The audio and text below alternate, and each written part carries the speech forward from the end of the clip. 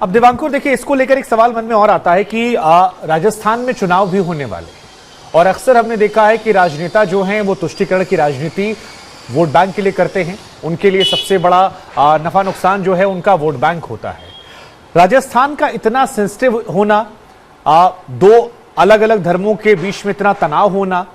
सियासत क्या आग में घी डालने का भी काम कर सकती है? ये डर एक पत्रकार के तौर पर जो खबरें आप कवर कर रहे हैं, आपको भी प्रतीत हो रहा है क्योंकि चुनाव बढ़ेंगे तो बयानबाजियों का दौर बढ़ेगा, सियासत बढ़ेगी और सियासत में हर कोई अपना अपना नफा नुकसान देखता है कि लोगों की धार्मिक भावनाओं का कितना फायदा उठा लिया जाए, चाहे इस तरफ के हों या उस तरफ के। तो कैसे इसे देखा जाए? क्योंकि जो बात यहां पर हमारे सहयोगी भी कर रहे थे कि देखिए करौली में हिंसा हुई, अब जाके कार्रवाई हो रही है, मास्टरमाइंड पकड़ा नहीं गया है, तो उसका मतलब कहीं ना कहीं तो ढील दी गई है, चाहे वो तुष्टीकरण के लिए हो, लापरवाही उसकी वजह हो, या जो बात तीसरी हम कह रहे थे किसी हादसे का इंतजार कर रहे हो। देखिए शुभांकर, मैं आपको एक बात बता सकता हूं। जब जोधपुर में ईद के पर्व से एक दिन पहले हिंसा हुई और उसके बाद अगले दिन सुबह पुलिस की लापरवाही किस कदर थी आप समझ सकते हैं कि 8-9 घंटे बाद जब रात को 12:30 बजे हिंसा भड़की, उसके बाद फिर से सुबह की नमाज पढ़ने के बाद वहां पर जो कुछ लोग इकट्ठे हुए थे उसमें से कुछ असामाजिक तत्वों ने हिंसा वहां पर दोबारा से होती है। तो पुलिस जब 7-8 घंटे में ये बात नहीं समझ पाई कि जोधपुर जैसे इलाके में, जो कि न केवल एक राजस्थान का मुख्य जिला है पर मुख्यमंत्री अशोक गहलोत का गृह जिला है, वहां पर मुख्यमंत्री अशोक गहलोत के जन्मदिन वाले दिन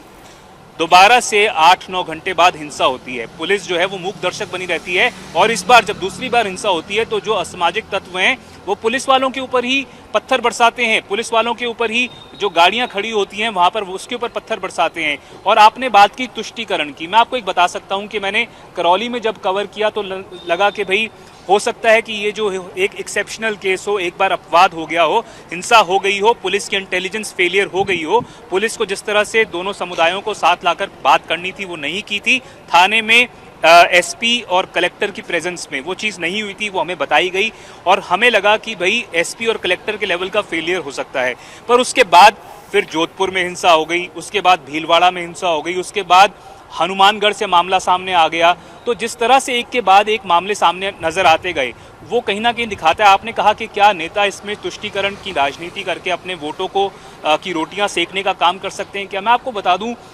शुभांकर, सबसे बड़ी जो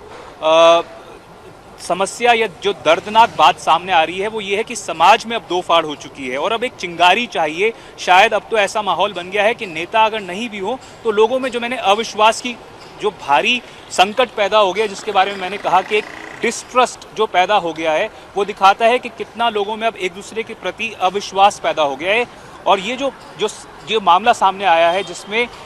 ना केवल उन हत्यारों ने, उन बुचर्स ने कन्हैया लाल को उसकी दुकान के अंदर जाकर मारा, पर इस मंशा से मारा कि उसको जब मारेंगे तो उसका वीडियो बनाएंगे, उस वीडियो को फैलाएंगे ताकि सांप्रदायिक तनाव इस कदर पैदा कर दें कि जो कोई भी उनकी जो विचारधारा से या आइडियोलॉजी जिसको आप कहते हैं सहमत ना हो तो उसको वो उसके साथ इस तरह से घिनौनी हरकत कर सकते हैं। तो ये दिखाता है मुख्यमंत्री अशोक गहलोत के ऊपर बार बार सवाल क्यों खड़ा हो रहा है। गृह जो मंत्रालय है वो उनके पास है, अगर बार बार ऐसे घटनाक्रम सामने आते हैं, सांप्रदायिक शरद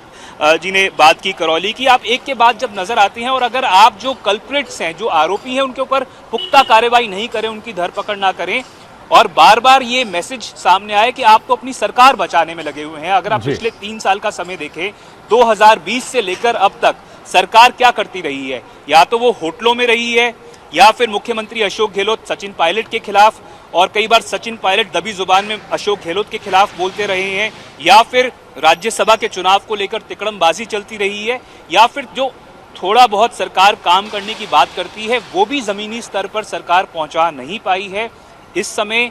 बिल्कुल बीजेपी को ऐसा लग रहा है कि ये जो आपने कहा कि क्या तुष्टीकरण की राजनीति से अपनी रोटियां सेकी जा सकती हैं। देखिए, मुख्य विपक्ष पार्टी राजस्थान में बीजेपी पिछले कम से कम 3 दशकों से या उससे भी पहले से बनी हुई है और बीजेपी को कहीं ना कहीं बिल्कुल लगता है कि चुनावी फायदा उसको इसको लेकर अगले साल मिल सकता है। हालांकि राजस्थान में करीब 1.5 साल का समय बचा है विधानसभा के चुनाव को, पर जिस तरह से समीकरण बनते नजर आ रहे हैं और जो जमीनी माहौल है, मुझे कोई हिचक नहीं होगी ये कहने में कि इस समय जमीनी स्तर पर कांग्रेस की हालत पतली है और उसका एक बड़ा कारण ये है कि कांग्रेस के ऊपर लोग ये आरोप लगा रहे हैं कि तुष्टीकरण की राजनीति के चलते जो आरोपी हैं कई मामलों में उनके खिलाफ कार्रवाई नहीं हो रही है।